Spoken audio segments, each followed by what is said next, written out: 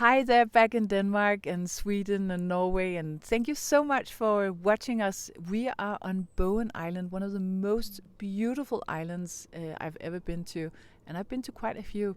And Bowen is very special of many reasons. There's a cougar, there are very tall trees, and then there's Maya. Maya, please tell us, who are you? Where would you like me to begin? I know. Begin with the dancing. The dancing. I began dancing late.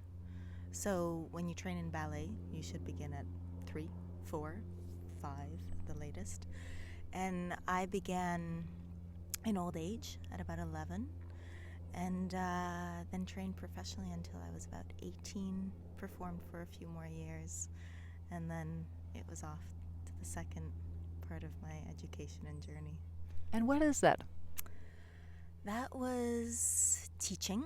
That was a lot of yoga and a lot of kind of new age practices. So it was shamanic training and studies and astrology and the tarot and family constellations and a lot of modalities that have become very trendy, especially recently and in the past 10 years, and especially in this part of the world.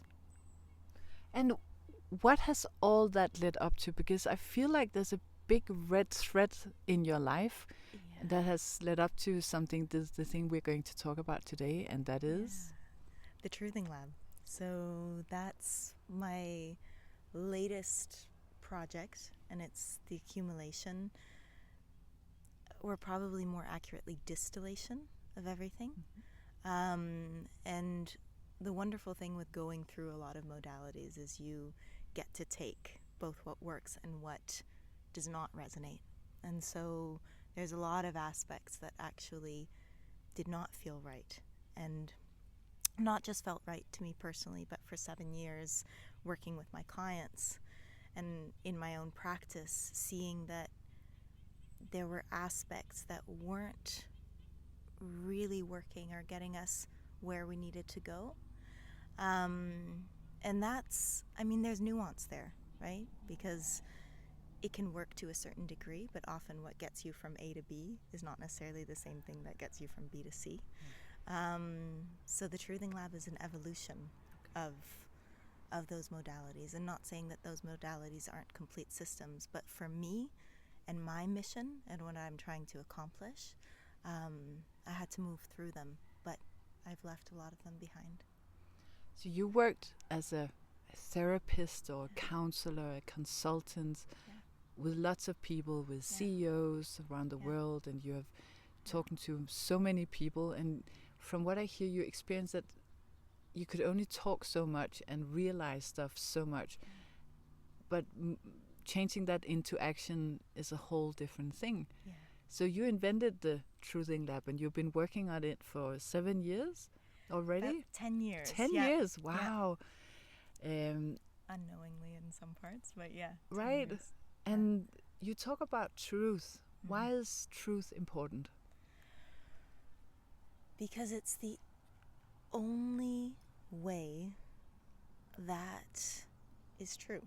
And I know that that sounds so simplistic, and I used to really struggle with that, to be honest. You know, when people said, live according to your truth, it seems so great and big and almost beyond you that it's a little bit overwhelming, or there's a certain amount of pressure that comes with that, because I think that there's a misconception that you have to look for the truth or the greater truth, or it has to be out in the world.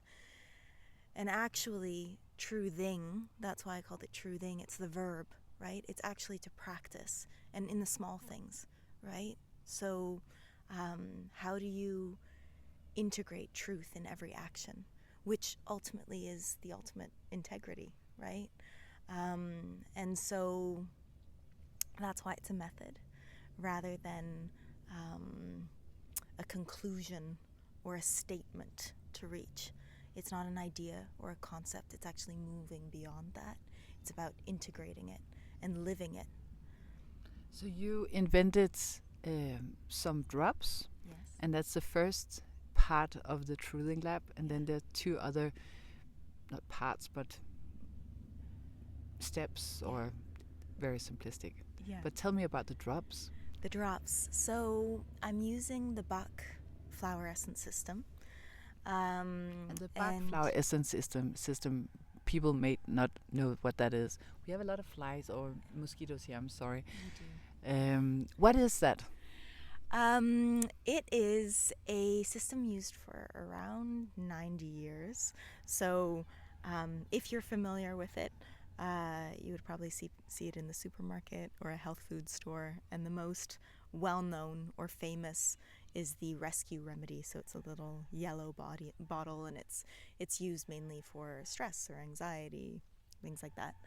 But Dr. Bach, he was a doctor, he was a physician, and also a bacteriologist. And he discovered, especially during the war and with his patients, that the deciding factor of healing was an individual's emotional and mental state, not just their physical one. And so he created a system that actually targets specific mental and emotional states with different flowers and plants. And so it's not homeopathic, but it's homeopathic-like in the aspect that you're not actually dealing with herbal medicine, with the herbs themselves, but tinctures that are extracts in a homeopathic-like way. So I use that system of 38 different flowers and plants, and I formulated my entire collection with those. And what is the collection called? It's the Truthing Essence, basically.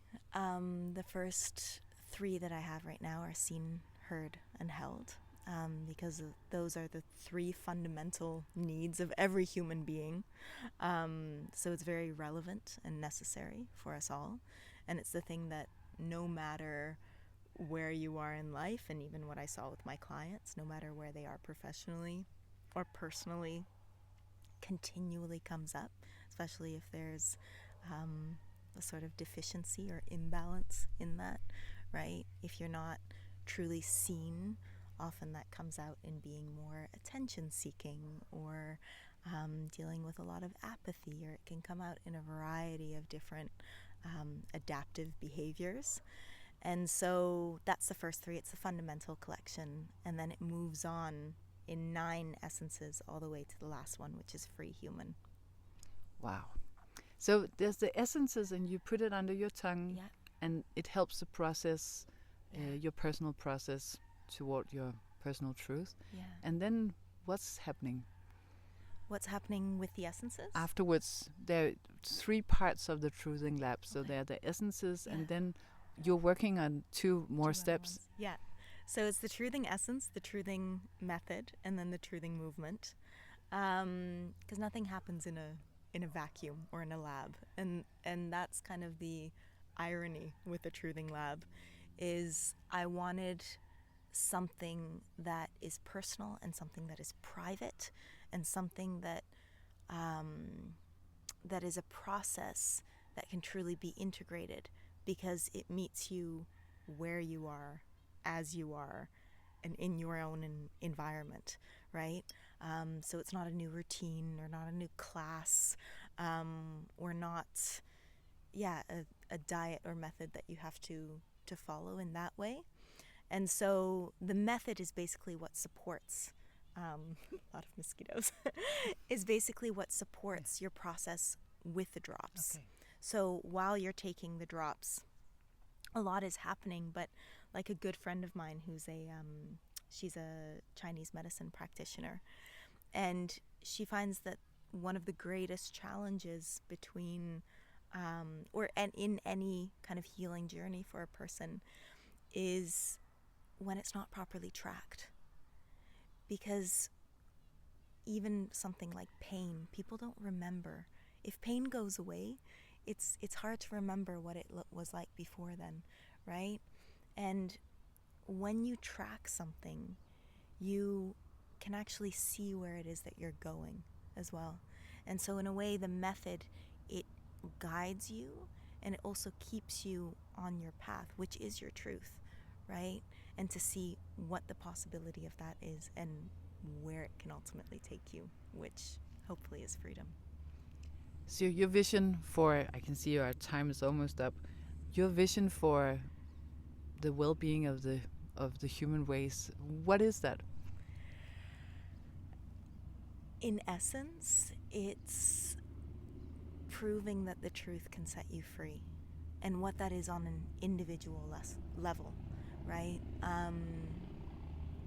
In a sense, I think we've have a lot of really beautiful practices and methods in the world that work with community, or even like therapy, which is